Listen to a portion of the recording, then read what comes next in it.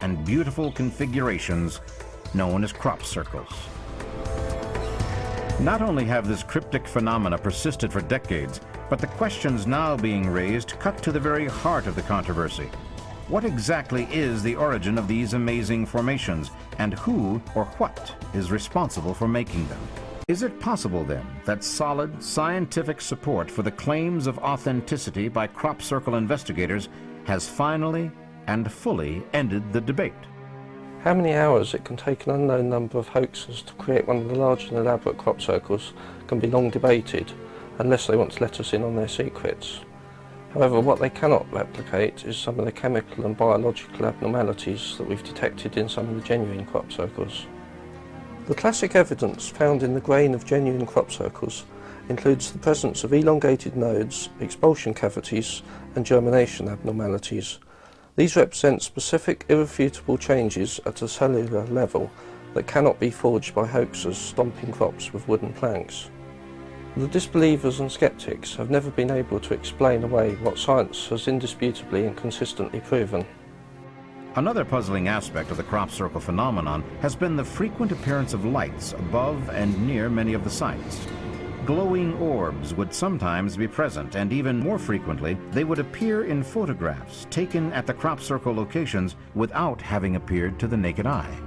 It is the lights that play an important role in the extraordinary experience of an eyewitness to one of the most remarkable recent crop circle experiences on record. Nancy Talbott is no novice to the world of crop circles. She is a co-founder of BLT, an investigative research team that includes biophysicist William C. Levengood, whose breakthrough scientific testing procedures have set the standard for evaluating plants affected by the crop circle phenomenon. Nancy Talbott's amazing and unique experience occurred during a research trip to Holland in the summer of 2001. I was there on behalf of Dr. William Roll, the Parapsychological Services Institute, doing some geomagnetic and electromagnetic work at a site where we have a lot of crop circles and an individual who seems to anticipate their coming. I don't know if it's possible for a person to will a crop circle into being. There are many groups who have meditated on particular designs and later found them in the fields. But more interestingly are unconscious thoughts of crop circles where people have either driven by a hillside where there is no crop circle and they get an idea of what they'd like to see there, and the next day when they drive by, there it is. On August 8th, Nancy went to visit Robert van der Broek, who lived near the city of Hoven. The primary reason to be in southern Holland was to study more closely a young man there, his name is Robert, who for many years now has had dreams of crop circles occurring in his area, a situation which has often resulted in people going to the area, the field which he has seen in this dream, and there in fact will be a new crop circle. For the first 10 days in Holland, Robert and Nancy visited a number of crop formations which had occurred in the area prior to her arrival. They were gathering the baseline data for Dr. Roll's research.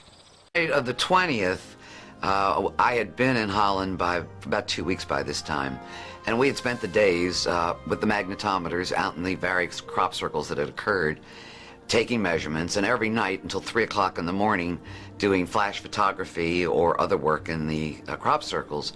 And I was exhausted. Robert wanted to know if we were going out again, and in disgust I pretty much said, no, I'm going up to bed, and did so, leaving Robert down in the kitchen.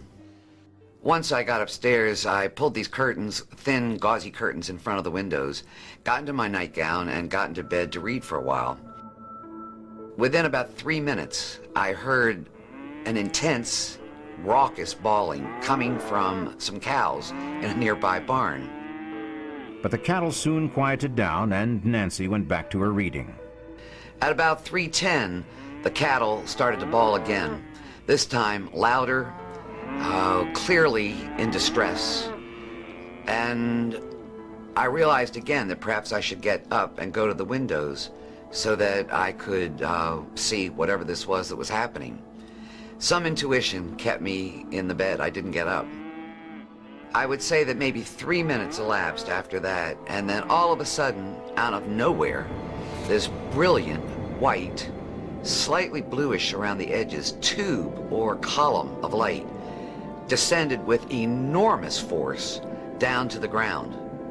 It lit up my bedroom like daytime. The outside was so bright I could see the trees across the field. Then everything went quiet. It was dark, as if nothing had happened at all. I almost wasn't sure I'd seen it. But within another second, another tube, another column of light descended, again with this incredible force, extremely difficult to explain the energy that was involved there, came crashing down to the ground, and again, it lasted for a second or so, and then it went dark. By this time, I was starting to think of Robert, wondering if he was seeing the same thing downstairs, and before I could get out of the bed, a third column came crashing down, almost in exactly the same location. Again, the outside lit up, again, my room lit up. By now, I was yelling for Robert, who was downstairs in the kitchen, watching the same thing, and I could hear him yelling for me about the same event.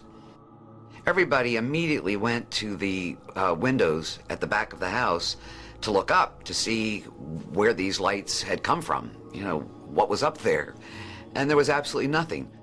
They were separated from the farmer's field by a fence and a deep irrigation ditch. Just over the fence, about 15 feet into the field, just barely visible in the darkness, was a new crop circle. Nancy's desire to experience the phenomenon in a more direct way was fulfilled beyond her wildest expectations. But what, in fact, had they just seen? There wasn't a hint as to where the light had come from, yet the tangible, physical result of the effect of the light was just a matter of a few yards away. What would a close-up inspection of the field in daylight reveal? Had they just witnessed the true source of authentic crop circles in action? The thought of sleep was completely gone as Nancy and Robert pointed their flashlights out into the field. There were no hoaxers anywhere about. No students with elaborate plans, no men from the local pub with a board attached to one foot, nothing. The question was, would they find the markers they had come to expect when true crop circles were formed? I grabbed a flashlight, and as we got to the fence at the back of the house, I turned it on, and when I put it on the field, there, about 10, maybe 15 feet into the field, was a brand new 35-foot ellipse staring at us back from the dark. Half of the leaves were laid in one direction and half were laid in the other, and so we got an odd reflection, but we could clearly see this brand new crop circle in the string bean field.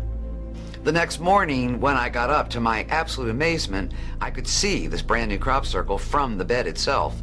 We got up and immediately went to the circle, where we found a 35-foot long ellipse rather than a circle, off of which to the north went a long pathway and a crossbar like the capital letter T. The bean plants were swept counterclockwise along the northern edge of the ellipse and then laid in one continuous sweep all along the southern edge.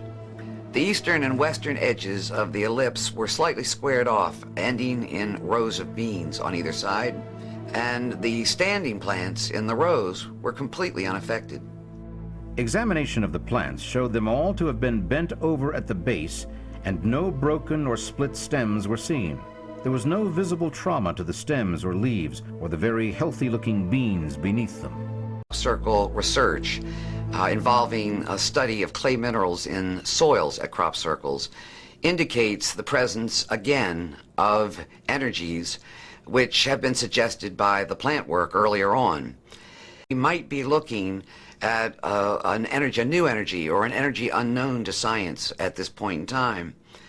And one of the most interesting ideas that I've come up with since this experience was the possibility that this energy, or energy complex, is actually interacting with human consciousness. The fact is that not 15 minutes after I had stated the disgust and the frustration over the elusiveness of the phenomenon, the difficulty in studying it, these tubes of light and the circle appeared. Not only did they appear, they did so in the closest field to my location, not more than 90 feet away from me, and entirely visible from the very bed that I was sleeping in.